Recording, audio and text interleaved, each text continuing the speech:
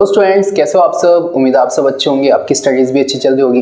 बच्चों class 12 maths में जो चैप्टर नंबर आपका कॉन्टिन्यूटी एंड डिफरेंशियबिलिटी है, उस कॉन्टिन्यूटी एंड डिफरेंशियबिलिटी में बहुत बच्चे कह रहे थे कि भैया कॉन्टिन्यूटी की एक वीडियो बनाओ जिसमें आप हमें कॉन्टिन्यूटी के सारे कॉन्सेप्ट्स बताओ और उन कॉन्सेप्ट्स को क्वेश्चन करना कैसे। तो बेसिकली ये वीडियो उस बच्चों के लिए है, उन बच्चों के लिए है कि जिनको ना कॉन्टिन्यूटी में कंफ्यूजन है।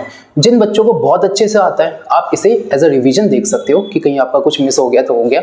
लेकिन जिन बच्चों को कुछ भी नहीं आता, कॉन्टिन्यूटी बिल्कुल समझ नहीं आती कि क्वेश्चन करना कैसे कॉन्टिन्यूटी का, जो कॉन्टिन्यूटी एंड डिफरेंशियबिलिटी वाला जो कॉन्टिन्यूटी है ना एक्सरसाइज 5.1 उसकी बात कर रहा हूँ, उसको कैसे करना है। तो बच्चों आज की क्लास में जो कि 30-35 मिनट की वीडियो बनेगी, आपको पता ही है, इसमें मैं आपको कॉन्टिन्यूटी के सारे कॉन्सेप्ट्स बताऊंगा और उन कॉन्सेप्ट्स को क्वेश्चन पे अप्लाई करके भी दिखाऊंगा। और अगर आपने ये देख लिया ना तो उसके बाद कॉन्टिन्यूटी में आपका क्वेश्चन गलत नहीं होगा। ठीक है, और शुरू करते हैं। पहले बेसिक बताऊंगा फिर क्वेश्चन करेंगे। ठीक है, तो बच्चों देखो कॉन्सेप्ट ऑफ कॉन्टिन्यूटी, और कौन सी क्लास है ये, 12th क्लास। ठीक है, एक्सरसाइज और मैं और लिख दूं एक्सरसाइज 5.1 है ना, उसके लिए ये इंट्रोडक्शन है और इसमें कुछ क्वेश्चंस भी करेंगे। ठीक है, अच्छा अब देखो बच्चों कॉन्टिन्यूटी समझने के लिए ना सबसे पहले मैंने एक फंक्शन दे दिया। तो मैं एक फंक्शन देता हूँ, यहाँ पे लिखता हूँ 1, यहाँ पे लिखता हूँ 2। ठीक है, और 1 में लिखता हूँ x इज लेस देन 0 और यहाँ लिखता हूँ x इज ग्रेटर देन 0। अब इस फंक्शन को देख के आपको क्या समझ में आया, आपने कहा कि x की वैल्यू या तो 0 से छोटी होगी या तो 0 होगी। इन दोनों केसेस पे फंक्शन कितना होगा, 1। जब x 0 से ज़्यादा होगा तो फंक्शन की वैल्यू क्या होगी, 2। तो क्या इसका ग्राफ बना सकते हो, तो आपने कहा देखो भैया ऐसे बनेगा, ये हो गया x डैश y डैश, यहाँ कहीं होगा 1, यहाँ कहीं होगा 2। अब मैं कहता हूँ जब x की वैल्यू 0 से कम हो, तो ये बताओ x 0 कहाँ है, तो x की वैल्यू 0 से कम इस एरिया में। ठीक है, जब x की वैल्यू 0 से कम है, जब x की वैल्यू 0 से कम है उस केस में इसकी फंक्शन यानी y की वैल्यू, फंक्शन ही होता है, इसकी वैल्यू कितनी है 1। तो इस पूरे पे ना इसकी वैल्यू कितनी है 1। सही है, अब मैं कहता हूं जब x की वैल्यू 0 है, जब x की वैल्यू 0 है तब भी वैल्यू कितनी है 1। तो मैं कहता हूं जब x इस पॉइंट पे 0 होगा तब भी वैल्यू कितनी है 1। अब मैं कहता हूं x 0 से ज्यादा है, तो x 0 किस पॉइंट पे होता है, इस पे, तब उसकी वैल्यू कितनी है 2, यानी ये वाला पॉइंट इंक्लूडेड नहीं होगा और ये ग्राफ कुछ ऐसा जाएगा। क्या आपको समझ आया, क्या आपको समझ आया। अब आप बच्चों मेरे को एक बात बताओ, मैं आपसे एक सवाल पूछता हूं, जब x की वैल्यू -0.1 है तो फंक्शन यानी y की वैल्यू क्या है, तो आपने कहा -0.1 का मतलब है किससे छोटा है, 0 से, और जब 0 से छोटा है ना तो वैल्यू कितनी है 1, यानी -0.1 -0.2 सब पे वैल्यू कितनी है 1। जब x 0 है तब भी वैल्यू कितनी है 1। लेकिन मैं कहता हूं जब x 0 से ज्यादा है तो मैं कहता हूं x है प्लस 0.1 यानी कुछ यहाँ हो गया, तो 0 से तो ज्यादा है तो वैल्यू कितनी है 2। तो क्या आपको ये बात समझ में आई कि मैं कहता हूं कि यहाँ पे ना मुझे 3 पॉइंट्स की वैल्यू समझ में आती है। एक मैं कहता हूं अगर मैं इस 0 को पॉइंट मान के चलूं ना तो एक है 0 से पहले, 0 के, अगर ये 0 है ना तो 0 के लेफ्ट में एक पॉइंट है 0 पे और एक पॉइंट है 0 के राइट में। क्या आपको ये बेसिक समझ आया। तो इसका मतलब अगर किसी फंक्शन को कॉन्टिन्यूअस होना है तो उसको 3 पॉइंट्स पे इक्वल होना पड़ेगा, एक बार लेफ्ट में होना पड़ेगा, एक बार राइट में होना पड़ेगा और एक बार उसी पॉइंट पे होना पड़ेगा। क्या आपको समझ आया। अब बच्चों जैसे मैं आपसे कहता हूं इस फंक्शन की डेफिनेशन कौन से पॉइंट पे ब्रेक हो गई है, तो आप बोलोगे ब्रेक का मतलब है कि ये फंक्शन कहां टूट गया, तो आ रहा था तो कहां पे था 1 पे, लेकिन जब आगे गया तो 1 से कहां चला गया 2 पे, तो 1 पे ही तो ब्रेक हो गया। तो जहां पे ब्रेक होता है ना उसको मैं कहता हूं पॉइंट ऑफ डिसकंटिन्यूटी। क्या बोलता हूं मैं उसको, पॉइंट ऑफ डिसकंटिन्यूटी। क्या आपको ये बात समझ में आई। इसका मतलब अगर किसी भी फंक्शन को कॉन्टिन्यूअस होना है ना, किसी भी फंक्शन को कॉन्टिन्यूअस होना है तो उसको किसी भी पॉइंट के लेफ्ट में, किसी भी पॉइंट के राइट में और जस्ट उस पॉइंट पे तीनों पे उसको सेम होना पड़ेगा। क्या समझ आया। इसका मतलब मैं कहता हूं लेफ्ट हैंड लिमिट बराबर होनी चाहिए राइट हैंड लिमिट के, और इसकी वैल्यू बराबर होनी चाहिए उस पॉइंट पे, उस पॉइंट पे। क्या आपको ये बात समझ आती है। अब बच्चों अगर आपको ये कॉन्सेप्ट अच्छे से समझ आ गया ना तो कॉन्टिन्यूटी का क्वेश्चन देखना कितना आसान है। एक बार और समझो, क्या इस ड्राइंग को मैं बिना मार्कर उठाए बना सकता था। मैंने कहा जब मैं यहां से यहां गया तो मुझे यहां जाना पड़ा, यानी जहां पे मेरा मार्कर उठ गया ना वही पॉइंट है डिसकंटिन्यूटी का। क्या ये बेसिक समझ आया। ये आपकी एनसीईआरटी में दे रखा है। ठीक है, तो ये अच्छे से देखो। अब मैं समझाता हूं क्वेश्चन कैसे करना है, ये बेसिक था।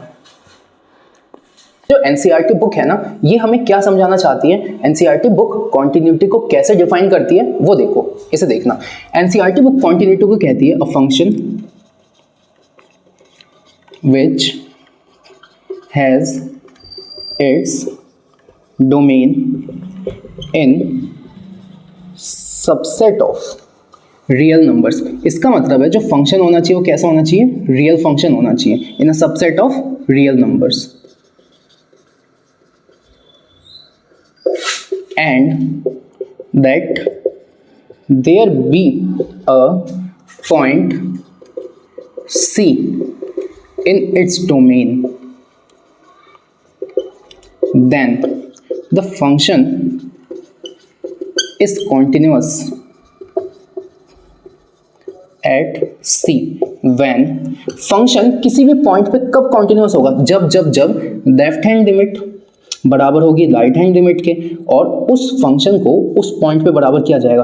अब आप बच्चों देखो 10वीं 11वीं में तो हो नहीं कि ऐसे लिखोगे, तो लेफ्ट हैंड लिमिट को लिखा जाएगा सी से पहले, यानी सी के नेगेटिव, तो limit x tends to C negative F X, right को limit x tends to right में ना तो पॉजिटिव में c पॉजिटिव एफ एक्स, और उस फंक्शन की वैल्यू जस्ट उस पॉइंट पे अगर ये तीनों बराबर है ना, इसी केस में मैं कह सकता हूं कि the function will be continuous at c। मैं कहता हूं अगर कोई फंक्शन है ना जिसका डोमेन रियल नंबर्स के सबसेट में आता है, इसका मतलब है अगर कोई रियल फंक्शन है ना जिसकी डोमेन और रेंज रियल है, तो वो फंक्शन किसी भी c पॉइंट पे कब कॉन्टिन्यूअस होगा, जब c के लेफ्ट में लेफ्ट हैंड लिमिट, जब c के राइट में राइट हैंड लिमिट, और c पे वो फंक्शन बराबर हो। सिर्फ यही वो केस है जिसमें कॉन्टिन्यूटी हो सकती है। क्या आपको समझ आ गया?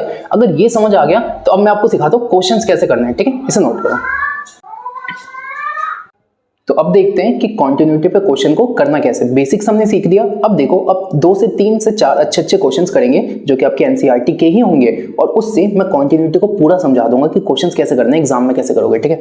तो ये जो है ना, ये आपकी एक्सरसाइज 5.1 का क्वेश्चन नंबर 6 है, ठीक है। एक्सरसाइज 5.1 का क्वेश्चन नंबर 6। इससे देखो समझाता हूं। देखो क्वेश्चन कैसा आएगा, क्वेश्चन आएगा find all the points of discontinuity. Question कह रहा है कि भाई ये फंक्शन किस पॉइंट पे कॉन्टिन्यूअस नहीं होगा, उस पॉइंट को बताओ। तो जैसे ये फंक्शन जा रहा है इस पॉइंट पे कॉन्टिन्यूअस नहीं है, इस पॉइंट पे, तो ये वाले पॉइंट को बताओ, इस वाले को, समझे आप? ये है क्वेश्चन। अब हमें कैसे पता चलेगा कि फंक्शन किस पॉइंट पे कॉन्टिन्यूअस नहीं है? तो बच्चों स्टेप 1 ये होता है कि ना सबसे पहले उस पॉइंट को ढूंढो। तो मैं कहूंगा इसको पहचानने की ट्रिक ये है कि यहाँ पे जो पॉइंट दिखा है ना, इसी पे चेक करो हमेशा। ध्यान से देखो, जब 2 से छोटा है तो फंक्शन ये है, जब 2 है तो फंक्शन ये है, लेकिन जब 2 से बड़ा है तो फंक्शन ये है। तो मैं कहता हूँ 2 ही तो वो पॉइंट है जहाँ पे फंक्शन चेंज हो गया, यानी 2 ही तो वो है जिस पे मुझे चेक करना है। तो यानी मुझे चेक किस पे करना है? 2 पे। अब मुझे एक बार 2 के नेगेटिव में चेक करना है, एक बार 2 पे चेक करना है, एक बार 2 के पॉजिटिव में। जब नेगेटिव में चेक करता हूँ तो लेफ्ट हैंड लिमिट, जब 2 पे चेक करता हूँ तो फंक्शन की वैल्यू 2 पे, और जब पॉजिटिव में चेक करता हूँ तो राइट हैंड लिमिट, ठीक है। अब left hand limit right hand limit, तो मुझे चेक किस पे करना है? 2 पे। तो x की वैल्यू क्या? 2। अब सबसे पहले लेफ्ट हैंड लिमिट निकालता हूँ। लेफ्ट हैंड लिमिट तो कैसे लिखूंगा? लिमिट x टेंड्स टू 2 पे क्या लगा दूं? नेगेटिव, और ये क्या है? fx। इसके बाद एक स्टेप है, इसको ध्यान रखना कैसे होगा। यहाँ पे जो x है ना उसको कन्वर्ट कर दो h में, और इसको टेंड कर दो 0 में, ठीक है। फिर यहाँ देखो 2, देखो यहाँ से ब्रैकेट बनाओ, यहाँ देखो ये वाला नंबर 2, इसकी पावर क्या है? माइनस, यहाँ देखो माइनस, और यहाँ देखो h 2 - h। समझ आ गया? समझ आ गया। थर्ड स्टेप में क्या करो? थर्ड स्टेप में क्या करो कि ये बताओ ये कौन सा फंक्शन था जब मैं 2 से छोटी वैल्यू देता हूँ। तो 2 से छोटी, देखो ये इसका क्या मतलब है? ये x से छोटा भी है और x के बराबर भी है। तो जब 2 से छोटा है तो फंक्शन क्या है? ये। तो मैं कहता हूँ लिमिट h टेंड्स टू 0, ठीक है। अब मैं कहता हूँ फंक्शन क्या है? 2x + 3, तो 2, और जहाँ जहाँ x है ना वहाँ रख दो 2 - h। अब अगर आप इसको सॉल्व करोगे तो यहाँ पे है लिमिट h टेंड्स टू 0, 2 2 ज़ा 4 - 2h + 3, 4 + 3 7, तो limit h tends to 0, 7 - 2h। और अब ना फाइनल में h की वैल्यू क्या रख देना? 0। तो आंसर क्या आ गया? 7। यानी लेफ्ट हैंड लिमिट कितना आ गया? 7। अब निकालते हैं right hand limit. Limit x tends to 2 positive fx। देखो नेगेटिव जा रहे थे तो लेफ्ट हैंड, पॉजिटिव जा रहे तो राइट हैंड। अब मैंने तुम्हें क्या बताया, यहाँ पे क्या करो? h टेंड्स टू 0 कर दो। अब यहाँ देखो f, अब यहाँ देखो ये वाला नंबर 2, यहाँ देखो इसकी पावर क्या है? प्लस, और यहाँ देखो h, हो गया। अब मैं कहता हूँ फिर से देखो लिमिट h टेंड्स टू 0। अब सुनो, मैं कहता हूँ 2 के पॉजिटिव में यानी 2 से ज़्यादा, तो x 2 से ज़्यादा ये है ना, तो यानी फंक्शन होगा ये, तो 2, और जहाँ जहाँ x है वहाँ रख दो 2 + h। अब इसको सॉल्व करो तो 2 2 ज़ा 4 प्लस 2h माइनस 3, तो आगे क्या लिखोगे, लिमिट h टेंड्स टू 0, ये हो गया 2 2 ज़ा 4 प्लस 2h माइनस 3, 4 में से 3 गए तो 1, तो लिमिट h टेंड्स टू 0, यहाँ बचा 1 प्लस 2h, यही बचा क्या। अब मैंने कहा h को क्या रख देना है 0, तो यहाँ से क्या आया आंसर 1। अब बच्चों यहाँ पे बताओ लेफ्ट हैंड लिमिट 7 है, राइट हैंड लिमिट 1 है, तो क्या लेफ्ट हैंड लिमिट और राइट हैंड लिमिट बराबर है क्या, नहीं है ना, तो आगे चेक करने की जरूरत ही नहीं है। तुम कहोगे left hand limit right hand limit बराबर नहीं है, इसका मतलब दो वो पॉइंट है जहां पे फंक्शन डिसकंटीन्यूअस है। अगर ये बराबर होते ना तो फंक्शन आपका क्या होता, कॉन्टिन्यूअस। अगर इसे और अच्छे से करना है तो 2 पे तो निकाल दिया, अब थर्ड पे मैं फंक्शन की वैल्यू इसी 2 पे निकालता, तो मैंने कहा x, देखो फंक्शन की वैल्यू किस पे निकालना चाहता हूँ 2 पे, तो x किसके बराबर होना चाहिए 2 के, कब है इस वाले केस में, तो 2 इंटू एक्स की जगह रखो 2, 7 आ गया। अब मैंने कहा देखो ये भी 7 है ये भी 7 है, लेकिन ये 7 नहीं है ना, तीनों बराबर होने चाहिए तब होगा। तो कैसे लिखोगे, limit x tends to 2 negative fx is not equal to limit x tends to 2 positive fx। ऐसे बोल दिया आपने, क्योंकि दोनों बराबर ही नहीं है तो आगे लिखना ही नहीं है। देयरफॉर ये फंक्शन कहाँ टूट गया, 2 पे टूट गया। Therefore function is discontinuous at x equal to 2। और उसने क्वेश्चन में ही बोला था ना पॉइंट ऑफ डिसकंटिन्यूटी बताओ, वो पॉइंट बताओ जहां फंक्शन टूट गया, तो 2 पे टूट गया ना, तो 2 is the point of discontinuity. क्या समझ आ गया, समझ आ गया। तो फटाफट बच्चों इस क्वेश्चन को नोट करो, फिर 2-4 क्वेश्चन और कराता हूं जिससे क्लियर होगी चीजें, नोट करो। तो अब और क्वेश्चंस देखते हैं जिससे कंटिन्यूटी और ज्यादा समझ आएगी, ठीक है। तो ये आपकी एक्सरसाइज 5.1 का क्वेश्चन नंबर 5 है, वो 6 था, ये 5 है, ठीक है। तो इसे देख लो ये कैसे होगा। सबसे पहले तो यह आपको फंक्शन दिया है, कह रहा है fx x है जब x या तो 1 होगा या तो 1 से छोटा। इसके क्या मतलब है, या तो x 1 भी हो सकता है या तो 1 से छोटा, लेकिन 5 होगा जब x 1 से ज्यादा। अब कह रहा है इस फंक्शन की कंटिन्यूटी ना 3 पॉइंट्स पे चेक करनी है, एक बार 0 पे चेक करो, एक बार 1 पे चेक करो, एक बार 2 पे। तो सबसे पहले किस पे चेक करते हैं, एट x इक्वल टू 0। अब पता है बच्चों, अगर ये MCQ का क्वेश्चन होता ना और मेरे से कहता क्या ये फंक्शन इस पे कॉन्टिन्यूअस है, इस पे है, इस पे है, तो ना मैं बिना पेन उठाए इस क्वेश्चन को कर देते। कैसे करते हो आप भी सीखो। मैं कहता हूँ ये बताओ x 0 कब होगा, x 0 तब होगा जब किससे छोटा होगा, 1 से। सही है, सही है। अब मेरी बात सुनना, मैं कहता हूँ अगर मुझे इस फंक्शन की वैल्यू किस पे चेक करनी है, 0 पे करनी है, 0 पे करनी है, ठीक है। तो मैं कहता हूँ ये बताओ, एक बार मुझे 0 पे चेक करनी है, एक बार 0 के नेगेटिव में चेक करनी है और एक बार 0 के पॉजिटिव में चेक करनी है। ये बताओ जब मैं 0 के नेगेटिव में हूं तब भी तो मैं 1 से छोटा हूं, जब मैं 0 हूं तब भी तो 1 से छोटा हूं, और जब मैं 0 से बड़ा हूं तब भी तो 1 से छोटा हूं। इन तीनों केसेस में फंक्शन कौन सा रहेगा, 1 से छोटा वाला, यानी ये वाला। इसका मतलब इन तीनों पे फंक्शन तो यही है, और अगर फंक्शन यही है तो आंसर भी तो यही है, समझे। तो MCQ में ऐसे करते, लेकिन यहां कैसे करोगे, यहां कैसे करोगे। तो देखो भाई, एक बार मुझे ना लेफ्ट हैंड लिमिट निकालनी है, तो limit x tends to 0 negative fx। अगला step limit h tends to 0, यही करता हूँ और यहाँ लिखता हूँ ये नंबर, फिर उसकी पावर और ये वाला h, ऐसे लिखता हूँ। अब मैं कहता हूँ ये बताओ मुझे 0 के नेगेटिव में जाना है, मुझे 0 से भी पीछे जाना है, तो 0 से पीछे कहाँ है, तो मैंने कहा यहाँ पे नहीं है, यहाँ पे नहीं है। अब मैंने कहा ये जो x है ना ये 1 से छोटा है, तो ये जो x है किससे छोटा है, 1 से, तो पीछे जाते जाते कहीं 0 आया होगा और कहीं पीछे जाते जाते क्या आया होगा, 0 से भी छोटा आया होगा। तो मैंने कहा ये सारी वैल्यू कहाँ आएगी जब x कितने से छोटा हो, 1 से, यानी जो 0 नेगेटिव है उसमें कौन सा फंक्शन रहेगा, x वाला रहेगा। सही है। अब जहां जहां x है वहां क्या रख दो, ये वाला। तो मैंने कहा लिमिट h टेंड्स टू 0 और x की जगह क्या रख दिया, 0 माइनस h, यानी माइनस h, और h की वैल्यू 0, तो यहाँ से वैल्यू क्या आ गई, 0। अब मैं कहता हूँ limit x tends to 0 positive, right hand limit. अगला step h tends to 0 f of 0 plus h। अब मैं कहता हूँ 0 से ज्यादा, मेरे भाई मैं 0 से तो ज्यादा हूं लेकिन 1 से तो छोटा हूं ना अभी भी, इसका मतलब यही वाली वैल्यू रहेगी, इस बार भी क्या रहेगी, x। तो मैं कहता हूँ 0 से ज्यादा, तो लिमिट h टेंड्स टू 0 और x की जगह क्या आ गया, h, और यहाँ पे h क्या, 0। अब मैं कहता हूँ मेरे को ना एक बार फंक्शन चाहिए 0 पे, तो मैंने कहा मेरे को कौन सा पॉइंट चाहिए, 0। 0 1 से तो पीछे ही आएगा, यानी यही वाली वैल्यू रहेगी, तो मैंने कहा ये भी कितना आ गया, 0। अब मेरे को एक बात बताओ, क्या ये तीनों बराबर है, क्या ये तीनों बराबर है, तो ऐसे लिखूंगा limit x tends to 0 negative fx equal to f of 0 equal to limit x tends to 0 positive fx। इस वजह से जो फंक्शन है ना वो 0 पे कॉन्टिन्यूअस है। क्या समझ आ गया। अच्छा, अब किस पे देखते हैं, अब देख लो भाई 1 पे, अब किस पे देख लो, 1, तो एट x इक्वल टू 1। अब 1 पे जब आप देखोगे ना तो बच्चों ऐसे बता दो, 1 से पहले और 1 पे x था और 1 के बाद 5 था, तो 1 पे तो ये ब्रेक हो गया ना, यानी ये डिसकंटिन्यूअस होगा। देखो कैसे, limit x tends to 1 negative fx equal to limit h tends to 0 f of 1 minus h। अब मैं कहता हूँ 1 से पीछे, तो 1 से पीछे ये वाली वैल्यू है ना, तो जहाँ जहाँ x है वहाँ क्या रख दिया 1 माइनस h, और h क्या होना है 0, तो आंसर क्या आएगा 1। अब मैं कहता हूँ limit x tends to 1 positive fx equal to limit h tends to 0 f of 1 plus h। अब मैं 1 से ज्यादा पे आ गया, तो 1 से ज्यादा ये है ना, जब x 1 से ज्यादा है तो वैल्यू क्या है 5, तो भाई सीधा आंसर क्या आ गया 5। अब मैं यहाँ थोड़ी रख सकता हूँ, ये तो कांस्टेंट है ना, सीधा ही देखूंगा। अब मैं कहता हूँ एक बार मुझे 1 पे चाहिए, तो f ऑफ 1। अब x की वैल्यू 1 कहाँ है, तो x की वैल्यू 1 है इस वाले फंक्शन में, तो जहां जहां x है वहां क्या रख दिया 1। अब मुझे एक बात बताओ, लेफ्ट हैंड लिमिट में वैल्यू है 1, फंक्शन पे वैल्यू है 1, लेकिन राइट हैंड लिमिट में फंक्शन वैल्यू क्या है 5, तो तीनों आपस में बराबर नहीं है, कैसे लिखोगे, limit x tends to 1 negative is not equal to limit x tends to 1 positive. इस वजह से ये फंक्शन यहाँ पे क्या है डिसकंटिन्यूअस। पूछता आपसे 1 पे कैसा है ये, तो 1 पे क्या है ये डिसकंटिन्यूअस। क्या आपको समझ आया, फटाफट नोट करो, थर्ड पार्ट बताता हूँ।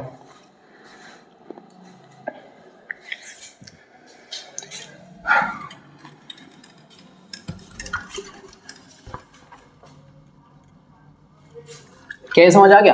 अब मुझे किस पे चेक करना है, थर्ड मुझे चेक करना है एट x इक्वल टू 2 पे। तो मैं कहता हूं एक बार मैं x के नेगेटिव में चेक करूंगा, तो लिमिट ऐसे देखूंगा, limit x tends to 2 negative fx equal to limit h tends to 0 f of 2 minus h। अच्छा, अब मैं कहूंगा 2 से पीछे, मेरे भाई क्या यहाँ पे 2 है, क्या यहाँ पे 2 है, लेकिन मुझे इतना तो पता है ना जो भी 2 है वो 1 के तो बाद आएगा। इसका मतलब पक्की बात है जो फंक्शन है वो 1 से ज्यादा होना चाहिए, यानी 2 के पीछे ये वैल्यू आएगी, तो यहाँ पे क्या आ गया 5। अब मैं कहता हूँ limit x tends to 2 positive fx equal to limit h tends to 0 f of 2 plus h। आगे सुनो, अब सुनो, मैं कहता हूं 2 के बाद, तो भाई 2 तो है नहीं, लेकिन मुझे पता है 2 और 2 से ज्यादा कब आएगा, जब नंबर 1 से ज्यादा हो, यानी यहाँ पे वैल्यू क्या रहेगी 5। अब 2 पे क्या रहेगी, तो मेरे भाई 2 पे क्या रहेगी, मेरे को यहाँ पे 2 तो नहीं पता, लेकिन मेरे को पता है 2 किसके बाद आएगा 1 के बाद, तो यहाँ पे भी क्या रहेगी 5। अब मैं कहूँगा तीनों बराबर है ना, कैसे देखूंगा, limit x tends to 2 negative fx equal to f of 2 equal to limit x tends to 2 positive fx। इस वजह से फंक्शन 2 पे क्या है continuous. So function is continuous at x equal to 2। समझ आ गया क्वेश्चन, नोट करो, एक और कराता हूं। एक और क्वेश्चन देखते हैं, आपकी एनसीईआरटी एक्सरसाइज 5.1 का क्वेश्चन नंबर 7 है, one of the most important question है, ठीक है। देखो इससे भी कॉन्टिन्यूटी को ही समझेंगे, लेकिन अभी तक हम क्या कर लेते हैं, हमें ना एक ही पॉइंट पता था। यहाँ देखो, यहाँ पे कितने पॉइंट्स पता है भाई, -3 यहाँ भी है, -3 यहाँ भी है, 3 यहाँ भी है और 3 यहाँ भी है, दिखा आपको। तो मैंने कहा इसका मतलब मुझे कॉन्टिन्यूटी कितने पॉइंट्स पे चेक करनी है, एक बार तो -3 पे, एक बार 3 पे, समझ आया।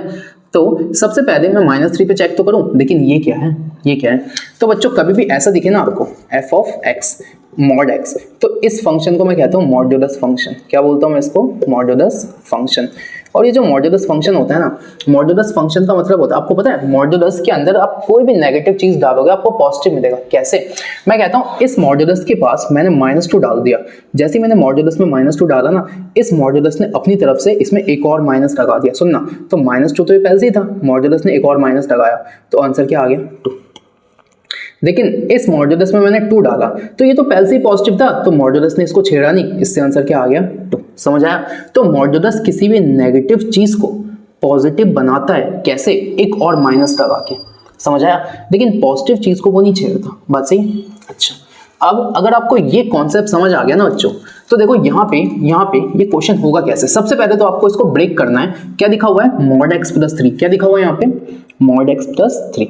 अब मैं कहता हूँ ये बताओ x कहाँ पे है, तो x ना एक बार तो आपका -3 से छोटा है और एक बार -3 है।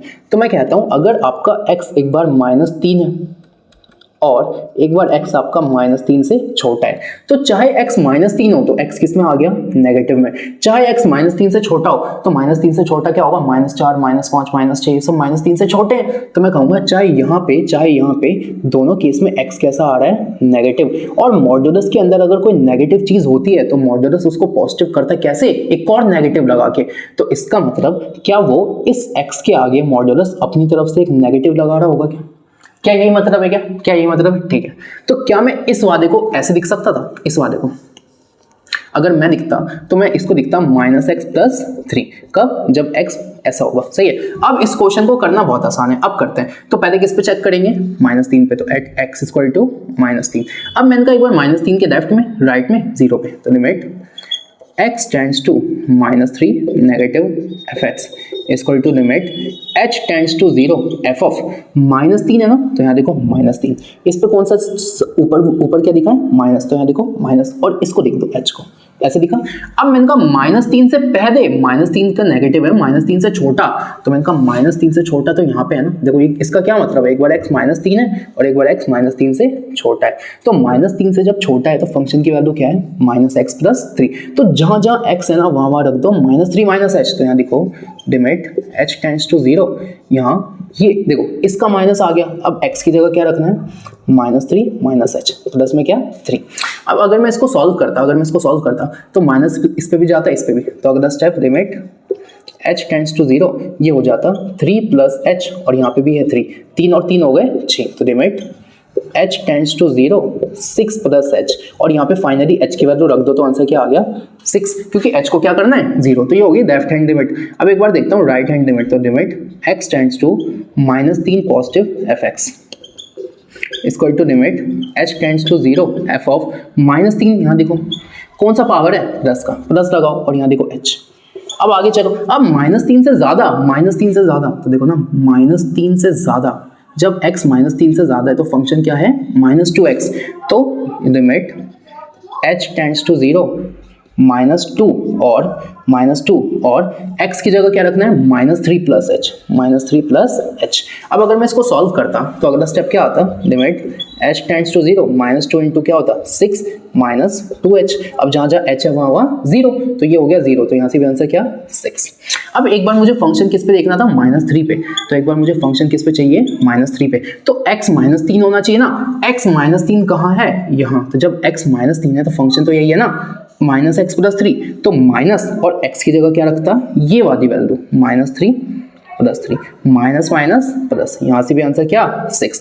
तो मैंने कहा -3 के लेफ्ट में 6, -3 के राइट में 6, -3 पे 6, इसका मतलब ये जो फंक्शन है -3 पे क्या है, कॉन्टिन्यूअस। कैसे लिखोगे, limit x tends to 3 negative fx equal to f of -3 equal to limit x tends to 3 positive fx। क्या समझ आ गया, फटाफट इसे नोट करो। इसका सेकंड पार्ट बताता हूं, जब मैं अब मैं कॉन्टिन्यूटी 3 पे चेक करूंगा, इसे देखो पहले।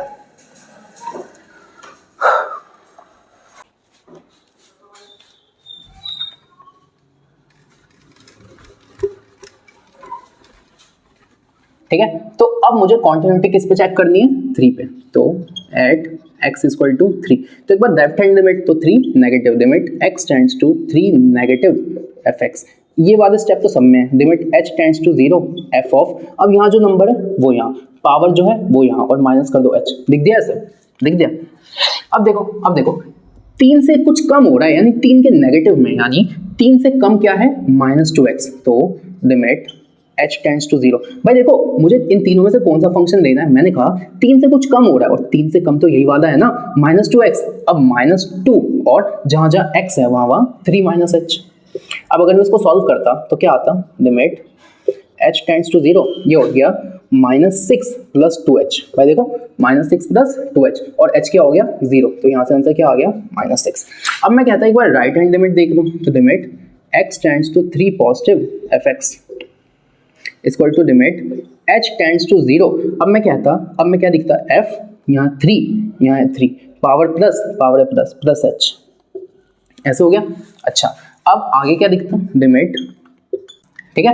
अब मैंने कहा ये बताओ जब f3 प्लस एच है तब मुझे 3 से ज्यादा पे देखना है, तो x 3 से ज्यादा कब है, यहाँ है ना, और इस केस में फंक्शन कितना है 6x प्लस 2, कितना है 6x प्लस 2, 6x प्लस 2, तो मैंने लिखा 6। अब जहां जहां x है वहां 3 plus H, 3 plus H plus में क्या 2। अब ये ऐसे लिखो लिमिट h टेंड्स टू 0, 6 त्रिक 18 प्लस 6h प्लस 2, 18 और 2 20, तो limit h tends to 0, 20 plus 6h और h को क्या 0, तो यहाँ से आंसर क्या आ गया बीच। अब बच्चों आगे करने की तो जरूरत ही नहीं है, नेगेटिव जो लेफ्ट हैंड लिमिट है वो -6 है, राइट हैंड लिमिट 20 है, यही बराबर नहीं आ रहे, तो आगे क्यों करूँ मैं सीधा दिखता limit x tends to 3 negative fx is not equal to limit x tends to 3 positive fx। इस वजह से जो 3 है ना वो है पॉइंट ऑफ डिसकंटिन्यूटी। क्या है आपका वो पॉइंट ऑफ डिसकंटिन्यूटी। लेकिन ये जो -3 था ना इस पे कॉन्टिन्यूअस था, तो ये था पॉइंट ऑफ कॉन्टिन्यूटी। ये क्या था आपका पॉइंट ऑफ कॉन्टिन्यूटी। क्या इतनी सी बातें समझ में आ गई? फटाफट नोट करो, एक और क्वेश्चन देखते हैं। चलते हैं अगले क्वेश्चंस पे। मैं दो क्वेश्चन साथ में बता रहा हूँ, दोनों आपकी एनसीईआरटी एक्सरसाइज 5.1 के क्वेश्चन है। ये दोनों क्वेश्चन आपको उसमें मिल जाएंगे 5.1 में, ठीक है। इसको मैं पूरा सॉल्व नहीं करवा रहा, बस मैं आपको यहाँ पे कॉन्सेप्ट सिखा रहा हूँ कि इसको करोगे कैसे। तो बच्चों देखो ये वाला क्वेश्चन है, फिर से ये मैंने क्यों रखा, क्योंकि मॉड्यूलस फंक्शन में ना बच्चों को कंफ्यूजन हो जाती है। ये बताओ x 0 नहीं है, x 0 नहीं है का क्या मतलब है, या तो x 0 से छोटा होगा या तो x 0 से बड़ा होगा, 0 नहीं होगा, क्योंकि जब x 0 है ना तो फंक्शन 0 है। तो मैं कहता हूँ ये बताओ क्या मॉड्यूलस फंक्शन सीखा था हमने, मॉड्यूलस फंक्शन। तो मैं कहता हूँ इसी को अगर मैं दोबारा लिखता तो सबसे पहले ना मैं 3 लिखता, एक बार x 0 से छोटा है, एक बार x 0 है और एक बार x 0 से बड़ा है। अब मैं कहता जब x 0 से छोटा है, जब x 0 से छोटा है, इस केस में क्या होगा कि ये बताओ अगर x 0 से छोटा है तो x नेगेटिव में चला गया, और मॉड्यूलस फंक्शन के अंदर अगर कोई नेगेटिव चीज आती है तो मॉड्यूलस फंक्शन एक माइनस अपनी तरफ से दे देता है ताकि नेगेटिव नेगेटिव कट के क्या हो जाए पॉजिटिव। तो मैंने कहा जब x 0 से छोटा हो गया तो इस केस में x कैसा है नेगेटिव, तो मॉड्यूलस फंक्शन अपने आप एक और माइनस दे देगा। तो ये मॉड्यूलस जब हटेगा ना तो यहाँ पे आएगा माइनस, और x तो नेगेटिव ही है पहले से, है ना। तो ये मॉड्यूलस कहाँ से आया, मतलब ये माइनस कहाँ से आया मॉड्यूलस से, और नीचे क्या था x। अब ये कटा तो आंसर क्या आ गया -1। इसका मतलब जब जब x 0 से छोटा होगा ना फंक्शन किसकी वैल्यू देगा -1 की। जब x 0 होगा तब तो दे रखी है, क्या वैल्यू आएगी 0 की। लेकिन अब जो x है ना वो 0 से बड़ा है, जब x तुम्हारा 0 से बड़ा है, जब x तुम्हारा 0 से बड़ा है तो x पॉजिटिव है, x इस केस में कैसा है पॉजिटिव, और अगर x पॉजिटिव है तो मॉड्यूलस से सीधा बाहर आ जाएगा पॉजिटिव x बाई x, तो यहाँ पे क्या आएगा 1। तो मैं कहता हूँ ये फंक्शन कुछ ऐसा बन गया क्या,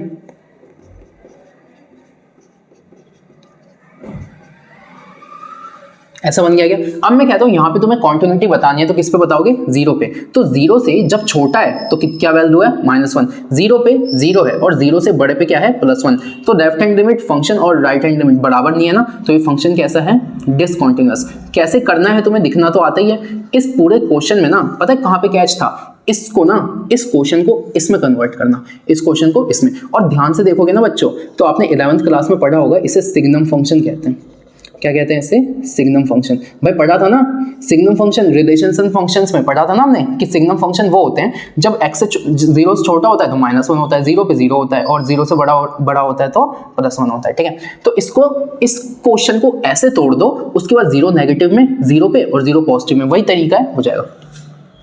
इस पे आओ, इसको भी तोड़ो। देखो ये बताओ x किससे छोटा है 0 से, जब 0 से छोटा है तो मॉड्यूलस अपने आप क्या दे देगा एक माइनस, तो x और इसके नीचे क्या आ गया -x, तो ये कट के क्या आ गया -1। अच्छा अब x, एक बात बताओ जब x 0 है तो जब x 0 है तो ये कितना है -1, और जब x 0 से बड़ा है तब भी क्या है -1। तो अगर मैं इस फंक्शन को ढंग से दिखता तो ऐसे दिखता, -1 है जब x 0 से छोटा है, -1 है जब x 0 है, और -1 है जब x 0 से बराबर है। तो मैंने कहा लेफ्ट हैंड लिमिट राइट, देखो 0 से छोटा लेफ्ट हैंड लिमिट, 0 पे फंक्शन, और 0 से बड़ा राइट हैंड लिमिट, तीनों पे बराबर है ना। इस केस में फंक्शन क्या होता है आपका कॉन्टिन्यूअस। कैसे लिखोगे, एक बार ऐसे दिखना, limit x tends to 0 negative fx, ठीक है। और एक बार 0 पे देखना और एक बार किस पे देखोगे, limit x tends to 0 positive fx। समझ आ गया?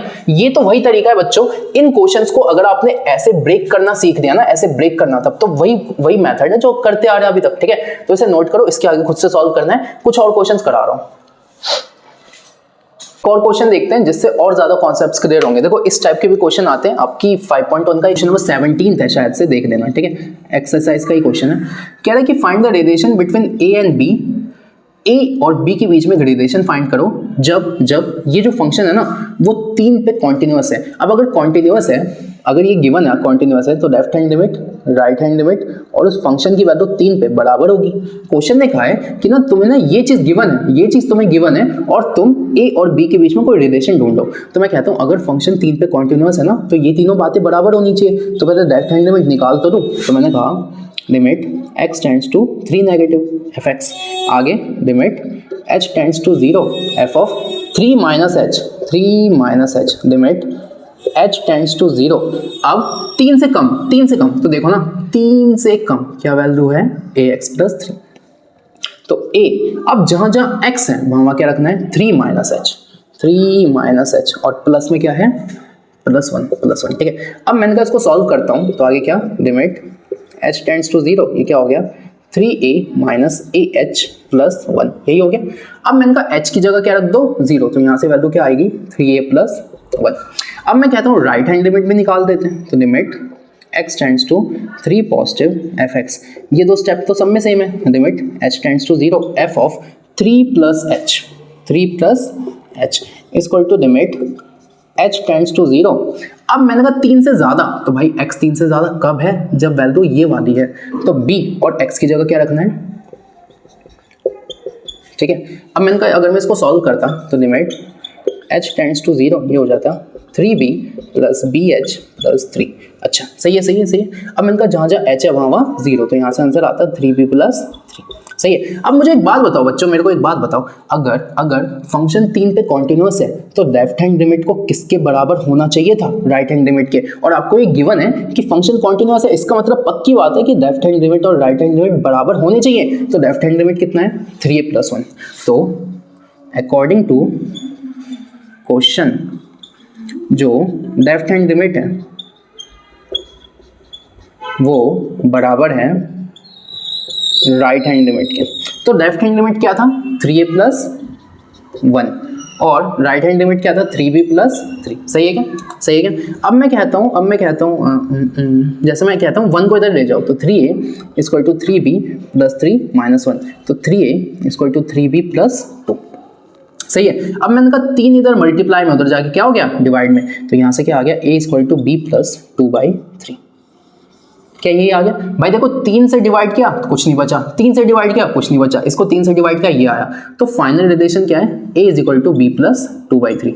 तो आपसे क्वेश्चन में कहा था a और b के बीच में एक रिलेशन बताओ जिस वजह से ये जो फंक्शन है ना ये कॉन्टिन्यूअस है। तो हमने कहा अगर ये फंक्शन कॉन्टिन्यूअस है, ये गिवन है, तो लेफ्ट हैंड लिमिट निकाल देता हूँ, राइट हैंड लिमिट निकाल देता हूँ, दोनों को बराबर कर दूंगा, a और b में रिलेशन आएगा। लेफ्ट हैंड निकाला 3a प्लस 1, राइट हैंड निकाला 3b प्लस 3, दोनों को बराबर किया तो a और b के बीच में क्या रिलेशन आया, a equal to b plus 2/3। Note करो, एक और कराता हूं,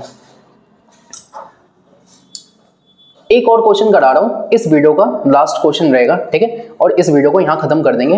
ये क्वेश्चन भी बहुत अच्छा है और ये भी आपके एक्सरसाइज 5.1 का क्वेश्चन है। ये जो क्वेश्चन है ना ये ग्रेटेस्ट इंटीजर फंक्शन पे, ठीक है, और ये बहुत अच्छा क्वेश्चन है, 5.1 में है। तो ग्रेटेस्ट इंटीजर फंक्शन का क्या मतलब है बच्चों, जैसे सबसे पहले ना ये जो चीज है ना, ये वाला ग्रेटेस्ट इंटीजर फंक्शन में ना, इसको मैं कहता हूँ बॉक्स। तो मैंने कहा बॉक्स के अंदर x है तो इसका पूरा नाम होता है बॉक्स x। अच्छा अब सुनो, इसका मतलब क्या होता है, मैं कहता हूँ ग्रेटेस्ट इंटीजर, नाम देखना, ग्रेटेस्ट इंटीजर फंक्शन मतलब एक ऐसा फंक्शन है ना जिसमें आप कुछ भी रखोगे ना तो वो उसका नियरेस्ट सबसे ग्रेटेस्ट इंटीजर लाके रख देगा। जैसे मैं कहता हूँ 2.5, 2.6, 3.1, इन तीनों को मैंने बॉक्स में 1 किया और मैं कहता हूँ इस बॉक्स से बाहर क्या आएगा, तो मैं कहता हूँ ग्रेटेस्ट इंटीजर फंक्शन का कॉन्सेप्ट ये कहता है कि किसी भी पॉइंट वैल्यू को जब आप ग्रेटेस्ट इंटीजर फंक्शन में पुट करते हो तो उससे छोटा सबसे नियरेस्ट इंटीजर आ जाएगा। तो मैंने कहा इसके छोटे बहुत सारे इंटीजर हैं, 2.5 से छोटा 2 भी है जो कि एक इंटीजर है, 1 भी है जो इंटीजर है, 0 भी है इंटीजर है, लेकिन इनमें से सबसे बड़ा कौन है? 2। तो यहाँ से क्या बाहर आ जाएगा? 2। 2.6 से छोटे 2.6 से छोटे बहुत सारे इंटीजर हैं, लेकिन उनमें सबसे बड़ा कौन है? 2। 3.1 से छोटे बहुत सारे इंटीजर है, लेकिन इनमें सबसे बड़ा कौन है? 3। ठीक है, सबसे बड़ा कौन है? 3। ठीक है, ये तो है कॉन्सेप्ट। इन सब में से ये ग्रेटेस्ट इंटीजर है ना, इसे इस फंक्शन का नाम है ग्रेटेस्ट इंटीजर फंक्शन। जैसे मैं कहता हूँ 4.6, इससे छोटे बहुत सारे फंक्शन है, 4 भी है, 3 भी है, 2 भी है, 1 भी है, लेकिन इनमें से ग्रेटेस्ट क्या है? 4। तो इससे छोटा जो ग्रेटेस्ट इंटीजर है ना, इस वजह से नाम है ग्रेटेस्ट इंटीजर फंक्शन। क्या समझ आया? अब सुनो, ये तो कॉन्सेप्ट था, जिसको समझ नहीं आया ना बस इतना याद रखो कि जो भी पॉइंट वाली वैल्यू है ना, जो भी पॉइंट वाली वैल्यू है उससे छोटा सबसे बड़ी वाली वैल्यू देते हो। जैसे मैंने कहा 5.6, अब मैंने कहा 5.6 से छोटा 5 भी है, 4 भी है, 3 भी है, तो 5 ले लो। समझ आया? ऐसे करना है। ठीक है, तो इसको कहते हैं ग्रेटेस्ट इंटीजर फंक्शन का कॉन्सेप्ट। अब क्वेश्चन देखो, ये समझ आ गया तो क्वेश्चन देखो। क्वेश्चन क्या कह रहा है? क्वेश्चन कह रहा है कि ना gx है x माइनस बॉक्स x। कैसे पढ़ोगे? x माइनस बॉक्स x, जहाँ पे बॉक्स किसको डिनोट करता है? ग्रेटेस्ट इंटीजर, या तो इससे छोटा या तो इसके बराबर। अगर मैं कहता हूँ इस बॉक्स के अंदर 4 है तो यही है आंसर, लेकिन अगर इसके अंदर 4.1 है तब भी आंसर 4 ही है। समझ आया? या तो बराबर या छोटा। चलो अब कह रहा है कि प्रूफ करो कि ये जो फंक्शन है ना ये डिसकंटिन्यूअस है जितने भी इंटीग्रल पॉइंट्स है ना सब पे। तो मैं देता हूं that A B N integral point, और इसको मैं कैसा मान लेता हूं? पॉजिटिव। तो मैंने कहा ए जो है वो पॉजिटिव इंटीजर है। ठीक है, ऐसा मान लेता हूं। अच्छा, अब मैं कहता हूं मेरे को इस पे क्या चेक करना है? एक बार लेफ्ट में, एक बार राइट में, और एक बार इस पे। तो मैं कहता हूं limit x tends to a negative. अब fx नहीं है gx है, तो यहाँ रखो gx। सेकेंड स्टेप वही, limit h tends to 0 g। अब सुनो यहाँ क्या लिखोगे? तो मैंने कहा a माइनस h आगे लिमिट h टेंड्स टू 0। अब मैंने कहा ये बताओ a से छोटा तो कहाँ वैल्यू पुट करोगे? यही ना, इन x की जगह तो वैल्यू पुट करोगे। तो मैं कहता हूँ जहाँ x है वहाँ क्या पुट करूंगा? a minus h। तो मैंने कहा एक ये x है तो इस x की जगह पुट किया a माइनस x, और एक बार बॉक्स में x है तो इसकी जगह पुट किया a माइनस h। अब सुनो मैंने कहा यहाँ से क्या बाहर आया? तो लिमिट h टेंड्स टू 0 ये है।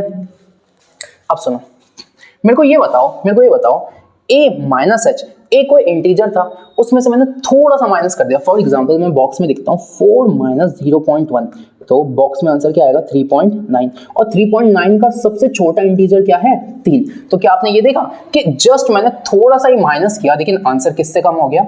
1 से। क्या ये बात समझ आई? मैं कहता हूँ 5 माइनस 0.1 तो बॉक्स में होता ही है, तो बॉक्स में आंसर क्या आता है? 4.9। और 4.9 से छोटा सबसे बड़ा इंटीजर तो 4 है ना भाई, जो कि 5 से कितना कम है? 1। तो मैंने कहा अगर मैं a में से h को माइनस करता हूं तो ये पूरी वैल्यू कितने से घट रही है? 1 से। समझे? अब देखो, तो मैंने कहा a माइनस h में तो कोई छेड़छाड़ होगी नहीं। ठीक है, माइनस इसको कैसे लिखूंगा? अब अगर मैं यहाँ से बॉक्स हटा दूं तो यहाँ से क्या बाहर आएगा? यहाँ से आएगा a माइनस 1। एक कम हो रहा है, एक कम बताया था अभी। अच्छा, अब मैं कहता हूँ जहाँ जहाँ h है भाई वहाँ क्या करना है? 0। तो ये हो गया a, ये बचा माइनस a माइनस 1, ये हो गया a माइनस a प्लस 1। तो यहाँ से आंसर क्या आ गया? 1। अब मैं कहता हूँ तो लेफ्ट हैंड लिमिट है, एक बार राइट हैंड लिमिट निकाल दूँ।